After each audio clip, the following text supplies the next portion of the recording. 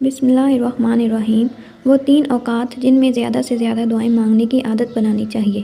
افطار کے وقت دعا مانگنا۔ حضرت عبداللہ بن عمر رضی اللہ عنہ سے روایت ہے، رسول اللہ صلی اللہ علیہ وآلہ وسلم نے فرمایا، روزہ دار کے لیے روزہ کھولتے وقت ایک دعا ایسی ہوتی ہے جو رد نہیں ہوتی۔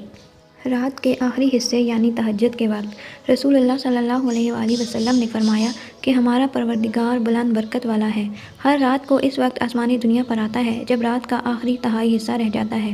وہ کہتا ہے، کوئی مجھ سے دعا کرنے والا ہے کہ میں اس کی دعا قبول کروں، کوئی مجھ سے مانگنے والا ہے کہ میں اسے دوں، کوئی مجھ سے بخشش طلب کرنے والا ہے کہ میں اس کو بخش دوں۔ عصر سے مغرب کے درمیان۔ حضرت جابر بن عبداللہ رضی اللہ عنہ سے روایت ہے، رسول اللہ صلی اللہ علیہ وآلہ وسلم نے فرمایا، جمعے کا دن 12 گھنٹے ہے، ان میں سے ایک وقت ایسا ہے کہ اس میں جو شخص بھی اللہ تعالیٰ سے کوئی چیز مانگتا پایا جائے، اللہ تعالیٰ اسے ضرور وہ چیز دے دیتا ہے۔ تو تم اس وقت کو عصر کے بعد آخری گھنٹے میں تلاش کرو۔